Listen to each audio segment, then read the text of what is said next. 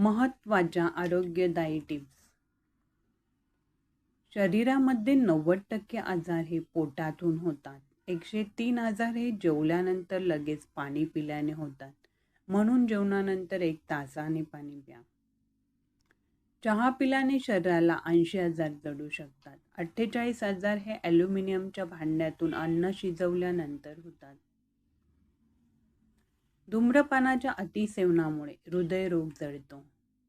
Maggi, pizza, burger खाल्ल्याने आतड्यांना हानी पोहोचते. जेवण केल्यानंतर आंघोळ केल्याने पचनशक्ती मंदावते आणि शरीर कमजोर होत जाते. नेहमी केसांना डाय केल्याने डोळ्यांना हानी पोहोचते.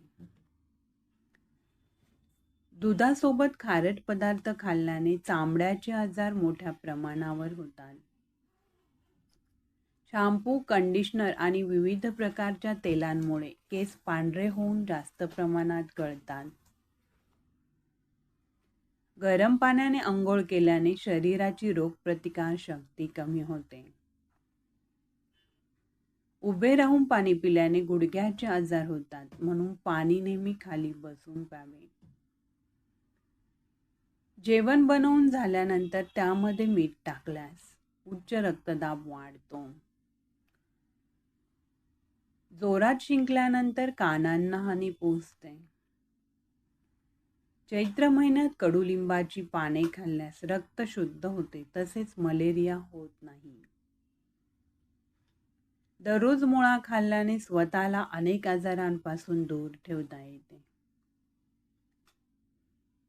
जेवणानंतर गूळ किंवा बडीशेप खाल्ल्याने अन्नाचे पचन व्यवस्थित होते. पाणी नेहमी ताजे प्या. बिसलरी किंवा फ्रीजचे पाणी अनेक आजारांना आमंत्रण देते.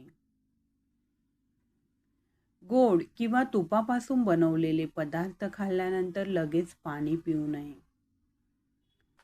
जेवण बनवल्यानंतर 1 तासाच्या आत खा. त्यानंतर जेवणामधील पोषक तत्वे कमी होत जातात. गव्हाचे पीठ 15 दिवसानंतर वापरू नये. 14 वर्षाच्या आतील मुलांना मैद्याचे पदार्थ जास्त देऊ नये. जेवणामध्ये सैंधव मिठाचा वापर करावा. भाजले असल्यास त्या ठिकाणी बटाट्याचा रस, हळद किंवा मध लावा. म्हणजे भाजलेली जागा लवकर बरी होऊन त्या ठिकाणी फोड येणार नाही. जेवणामध्ये सूर्यफूल, तीळ किंवा शेंगदाणे तेलाचा वापर करावा. रिफाइंड तेल वापरू नये. गोड पदार्थ बनवताना साखर न वापरता गूळ किंवा मधाचा वापर करा.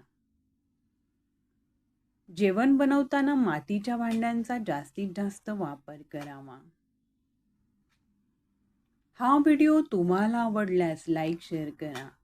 तसेच इन्स्पायर मराठी कॉर्नर या चॅनलला सबस्क्राईब नक्की करा.